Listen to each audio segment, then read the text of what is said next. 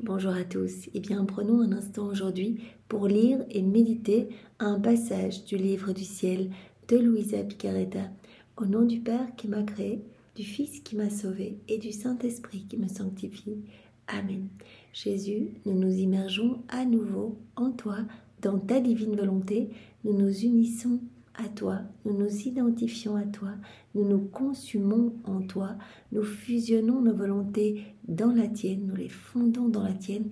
Et Jésus, comme tous les jours, nous voulons te dire que tu es notre roi, notre bien, notre Seigneur, notre tout, que nous avons besoin de toi.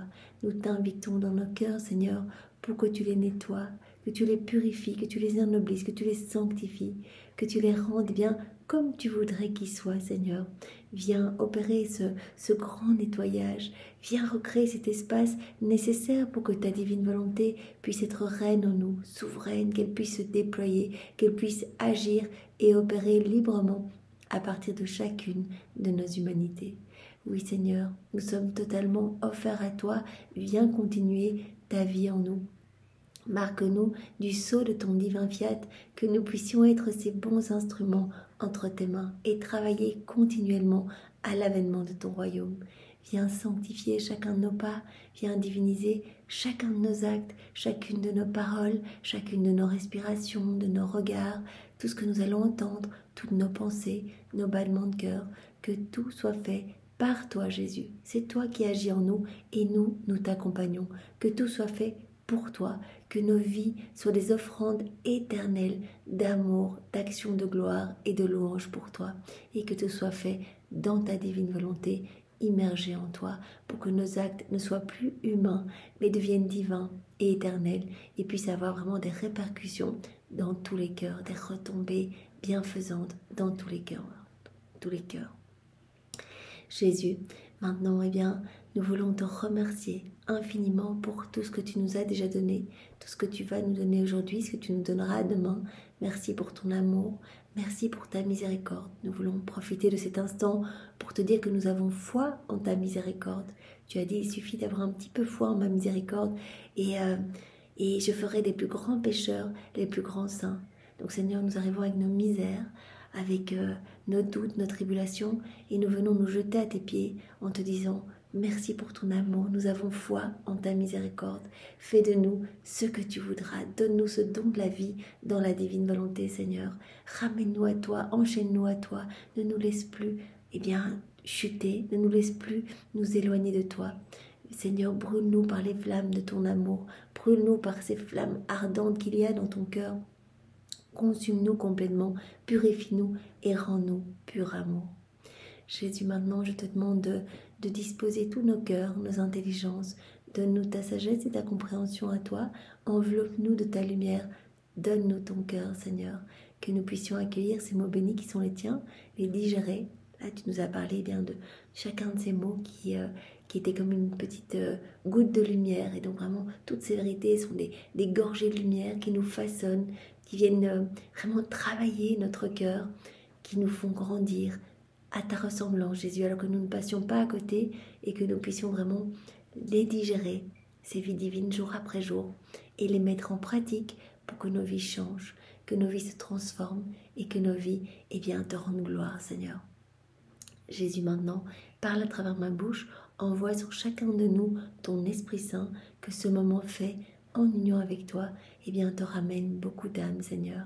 Qu'il puisse y avoir vraiment des âmes qui se sanctifient, qui se purifient, des âmes qui se repentent, des âmes qui retournent à l'église, une grande effusion de l'Esprit Saint.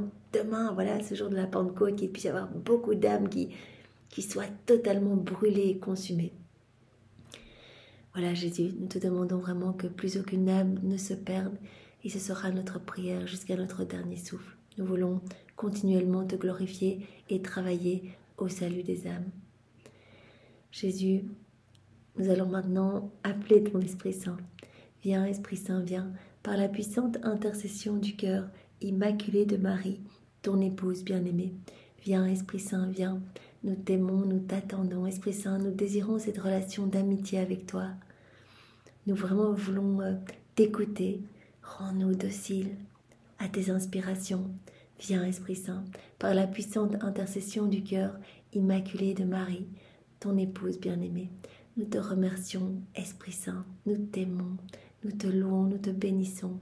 Nous t'honorons, Esprit Saint, viens. Nous t'ouvrons grand les portes de nos cœurs. Viens, viens, Esprit Saint, nous avons besoin de toi. Viens, par la puissante intercession du cœur immaculé de Marie, ton épouse bien-aimée. Alors, le passage que nous allons méditer est celui du 7 janvier de l'année 1930. Nous sommes dans le volume 27 et c'est notre sœur Louisa qui parle. Je me sentais abandonnée dans le fiat suprême et je me disais, que pourrais-je donner à mon Jésus bien-aimé? Voilà, elle est abandonnée dans cette mer de lumière et voilà, elle se sent tellement remplie de tout. En fait, on se sent tellement propriétaire de tout. Tout nous appartient, tout ce qu'on voit dans la création, tout est pour nous. Jésus a tout fait pour nous, il veut tout nous donner, il veut qu'on soit vraiment totalement fusionné en lui et il veut nous rendre propriétaires de tout son royaume, de toutes ses œuvres. Il dit, mais qu'est-ce que moi je vais pouvoir donner en retour à Jésus? Et lui, immédiatement, donne-moi ta volonté. Et moi, mon amour, je te l'ai donné, et je crois que je ne suis plus libre de te la donner, parce qu'elle est à toi. Louisa a dit, mais je te l'ai déjà donné, je te l'ai donné dans ta divine volonté, pour que vraiment ce soit un don immuable. Et Jésus, ma fille, chaque fois que tu veux me faire le don de ta volonté, je l'accepte comme un don nouveau, comme un cadeau nouveau. À chaque fois qu'on dit, Jésus, je te donne ma volonté, je te donne ma vie, c'est un cadeau nouveau. Car je laisse son libre arbitre à la volonté humaine, de sorte que la créature peut être dans l'acte continu de toujours me la donner. Chaque acte, c'est comme si nous renouvelions ce don. Chaque acte où on dit « Jésus, je fais ma vaisselle en ta divine volonté », par exemple, hop, on réoffre notre volonté. « Jésus, je marche avec ta volonté dans l'intention de te glorifier, je parle, je dors, je murmure, je bois, je mange, etc. dans ta divine volonté », ce sont autant d'offrandes que nous faisons de notre volonté parce qu'on a ce libre arbitre et on a le choix d'agir dans notre volonté propre ou de laisser la divine volonté agir et opérer à travers notre humanité. Donc à chaque fois, Jésus accueille, comme un nouveau don, accueille cette offrande comme un nouveau don. Voilà. Donc la créature peut toujours être dans l'acte continu de me donner sa volonté. Continuellement, dans la journée, Jésus, voilà, je me promène, je vais au travail, j'écoute mes enfants, je parle, je respire, je prends ma douche, etc. Dans cet acte continu, vraiment de vivre continuellement en union avec Jésus, on fait tout dans la divine volonté et c'est comme si on offrait continuellement à chaque petite action notre volonté. Et Jésus reçoit chaque fois cela comme un nouveau présent. Et je l'accepte autant de fois que la créature veut me la donner, car elle se sacrifie chaque fois qu'elle m'en fait le don. On a le choix, et donc à chaque fois c'est une petite mort de notre volonté propre au profit de la divine volonté. À chaque fois c'est un petit sacrifice, comme le dit Jésus à Louisa, c'est un martyr de l'attention. Voilà, si vous avez la possibilité, vous êtes dans la rue, vous avez envie de regarder les vitrines, quelque part je sacrifie mon regard, Seigneur. Voilà, j'ai envie de me laisser glisser là. Non, Seigneur, voilà, viens toi-même regarder à travers mes yeux. Je t'offre mes yeux, viens regarder à travers eux. Je sacrifie, voilà, ma volonté humaine qui a envie de glisser dans les choses du monde. J'ai envie de rentrer dans une conversation où les personnes, rigolent, ricanent sur d'autres. Non, Seigneur, je crucifie ma volonté propre. Et vraiment, je te laisse parler à travers ma bouche pour défendre cette personne ou que ta volonté soit faite, Seigneur. Donc à chaque fois, c'est une petite mort à nous-mêmes, une petite crucifixion. Et c'est pour cela que maman Marie avait marqué Louisa de petites croix de lumière. Et Louisa lui avait demandé, quelles sont ces croix? Qu'est-ce que c'est ces croix? Et à chaque fois, la Vierge Marie avait dit, annihilation de tes pensées, annihilation de tes paroles, annihilation de tes actions propres, de tes pas, annihilation de tes propres battements de cœur. Donc c'est maintenant la divinité, la divine volonté qui opère en toi. Mais à chaque fois, c'est une petite offrande de notre volonté. En voyant la constance de la créature dans ce don continu, Jésus aime beaucoup la constance. Voilà, il nous demande cette persévérance. C'est pour cela qu'il nous a appris à faire nos actes préalables le matin. On offre tout ce qu'on va faire durant la journée. On remet déjà tous ces actes dans les mains de maman Marie pour que là, il les donne à Jésus et que lui puisse y mettre son sceau divin. Et puis tout au long de la journée, on appelle Jésus dans nos actions pour confirmer que c'est vraiment cela qu'on veut. Laisser la divine volonté se déployer en nous. Et donc Jésus dit, j'aime tellement la constance de la créature, en voyant que la créature est persévérante dans ce don continu. Je vois qu'il existe de sa part une décision véritable et qu'elle aime et estime le don de ma divine volonté. C'est pour cela que lire, c'est très important, parce qu'au plus on va lire, au plus on va apprécier ce don de la vie dans la divine volonté. Si on nous en parle comme ça, on va se dire, oh, ça a l'air sympa et je vais faire 2-3 actes. Et puis on va oublier, on va retomber dans notre quotidien. Mais la lecture nous permet de rester dans cette constance, de continuellement offrir notre volonté, parce que on en a soif. On ne désire plus que cela. On se rend compte que la divine volonté, ça comprend tout, que c'est magnifique, que cela glorifie parfaitement la Trinité, que cela a des effets dans tous les cœurs, que cela apporte une joie énorme à tous les saints, les bienheureux, une gloire accidentelle, un rafraîchissement aux âmes du purgatoire. C'est tellement beau et cela embellit tellement notre âme. Cela nous fait grandir dans cette sainteté divine que Dieu nous promet. Et donc au plus on va lire, au plus on va désirer. On ne peut pas désirer ce qu'on ne connaît pas. Donc cette connaissance vient vraiment nous donner cette soif de mettre en pratique.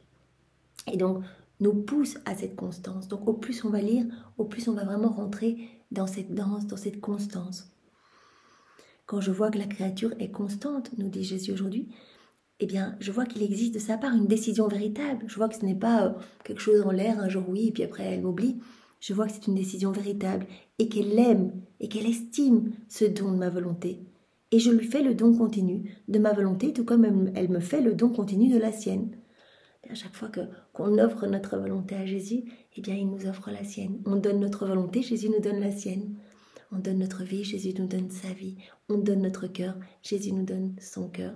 Il y a vraiment cet échange de vie, cet échange de volonté.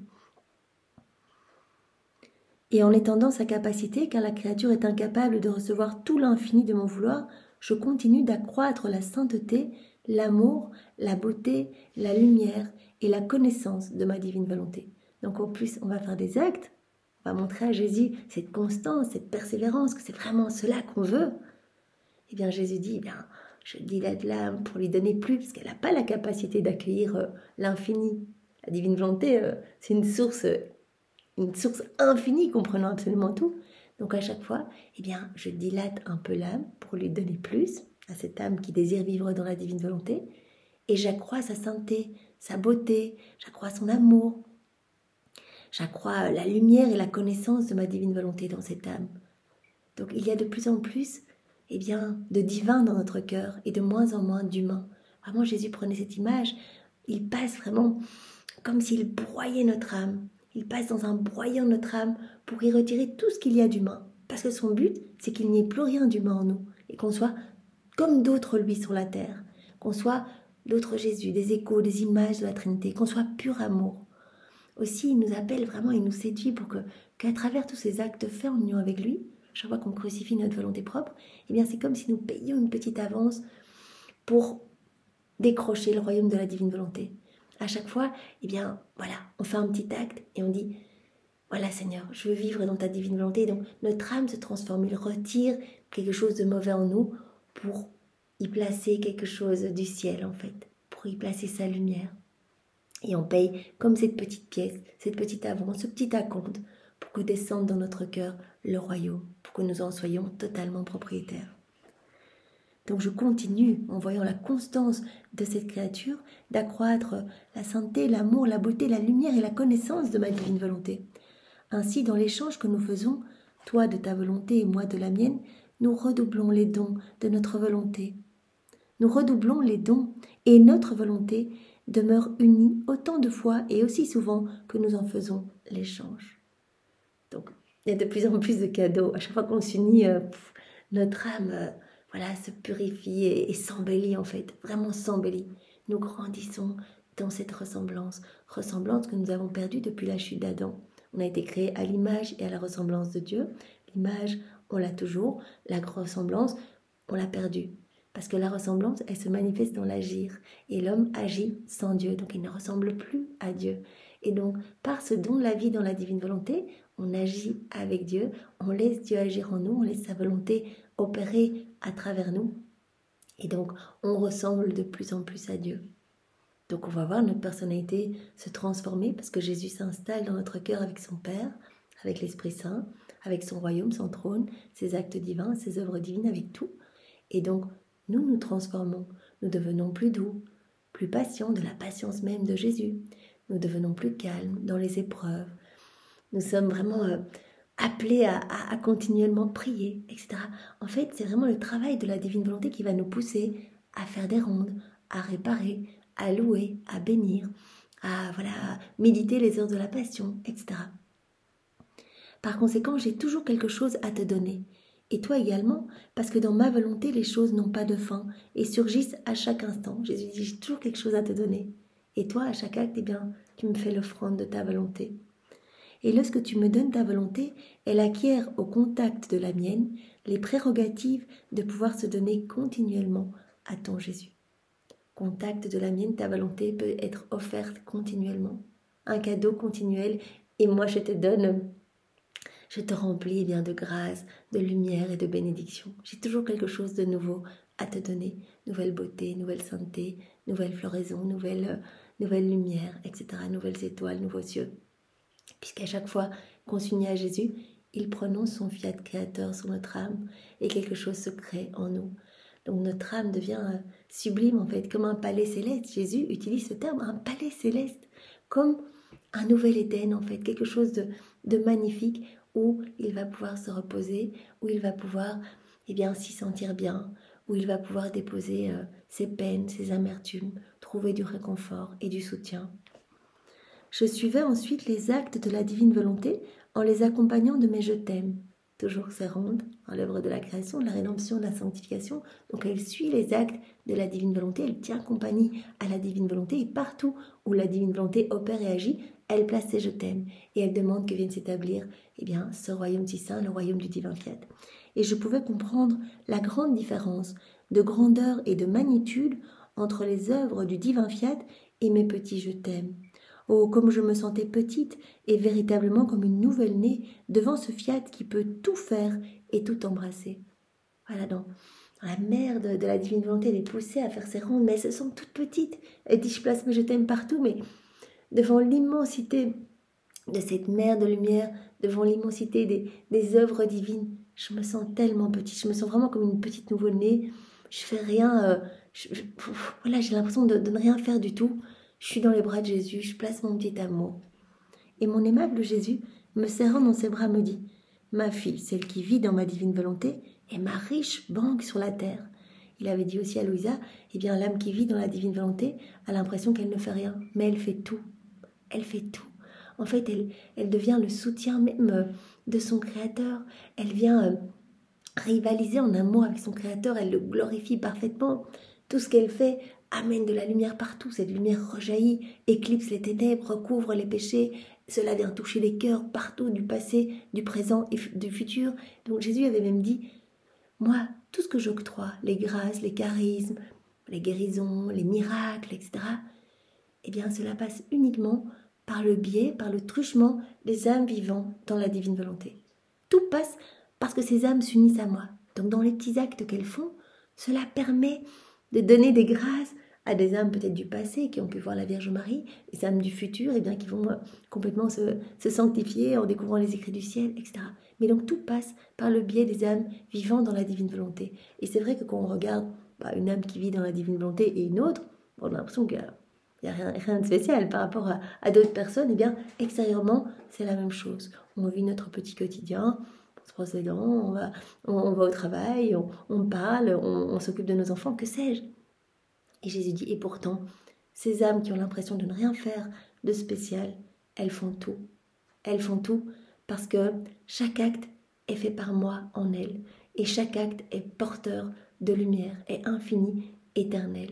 Et m'apporte un bonheur infini. Ces âmes redonnent le sourire à la Trinité, apaisent la justice divine. Donc, voilà, Louisa se sent toute petite, comme un petit nouveau-né entre les bras de Jésus. Elle dit, moi, je ne sais rien faire d'autre qu'être abandonnée entre tes bras, faire mes petites rondes, je suis poussée continuellement, mettre mes petits je t'aime, mais j'ai vraiment l'impression que, voilà. Et Jésus dit, ma fille, celle qui vit dans ma divine volonté est ma riche banque sur la terre. Tu es propriétaire de tout, tu es ma riche banque sur la terre. Et lorsque tu dis ton je t'aime, je l'investis avec le mien. Tu dis ton je t'aime dans la divine volonté directement, eh bien, il se greffe au je t'aime de Jésus. Donc, on offre le je t'aime même de Jésus. Et les je t'aime de Jésus, eh bien, ils parcourent la terre et le ciel. Ils vont partout. Ils se répercutent partout dans tous les cœurs. Et petit, ton petit je t'aime devient grand.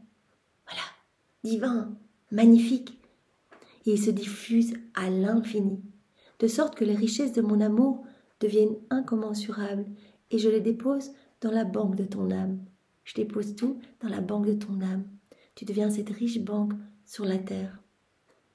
Et lorsque tu continues tes actes, je les investis avec les miens. Je fais un petit acte dans la divine volonté, directement c'est Jésus qui agit à travers mes mains.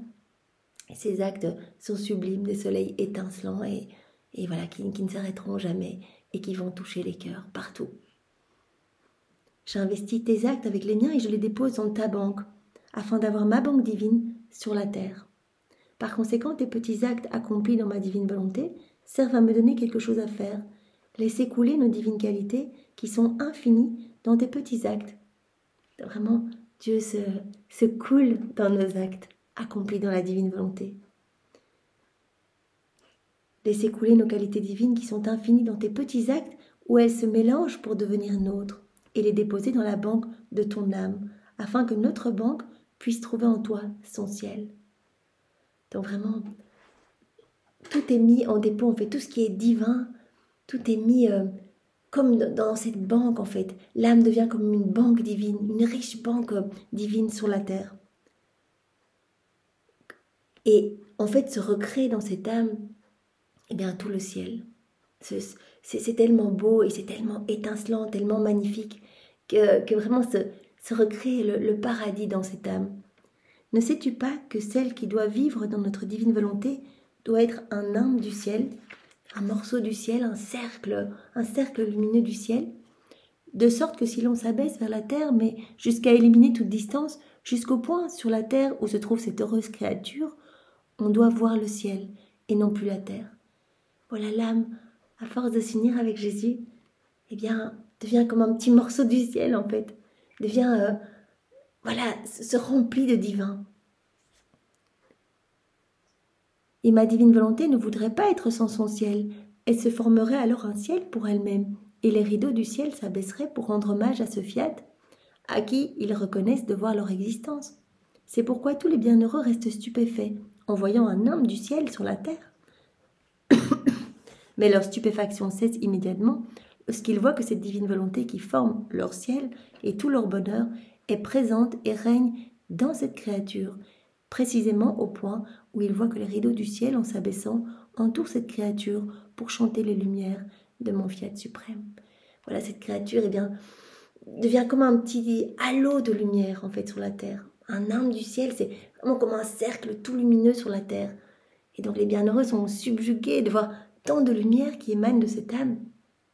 Et en fait, la stupéfaction cesse quand ils voient qu'en fait, c'est la lumière émanant de la divine volonté. C'est la divine volonté à l'œuvre qui crée toute cette lumière. Par conséquent, sois attentive, ma fille. Et si je te dis cela, c'est pour que tu saches combien est grand le don de te faire connaître ma volonté, et comme elle veut former en toi son royaume, pour que tu puisses me remercier et m'en être reconnaissante. Voilà, Jésus dit, si je te dis tout cela, que l'âme devient sublime, son âme devient comme un palais céleste quand elle s'unit à moi, qu'elle veut vivre de manière constante dans ma divine volonté. À chaque fois, elle m'offre sa volonté et je lui donne quelque chose du ciel. Je la remplis à ras-bord de moi, elle devient toute lumière, au point tel qu'elle devient comme un petit cercle lumineux sur la terre, comme un petit morceau de ciel lumineux sur la terre, qui subjugue en fait d'émerveillement toute la cour céleste, tous les saints.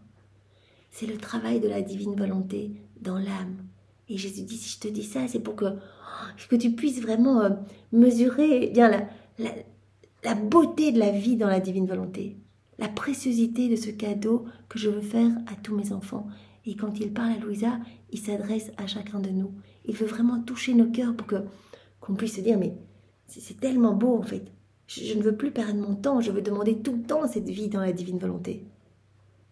Et je veux tout le temps louer, bénir et remercier mon Créateur de vouloir me donner ce cadeau si grand. Merci Seigneur, merci. Merci au nom de tous ceux qui ne te remercient jamais. Nous voulons ouvrir nos cœurs et accueillir tout ce que tu veux nous donner. Nous ne voulons pas être des freins dans ton plan d'amour. Nous voulons que tu puisses te réchauffer dans nos cœurs et que tu puisses te servir de nous. Merci Jésus, merci. Donne-nous ce don de la vie dans la divine volonté. Que ta volonté soit faite dans nos vies, Seigneur.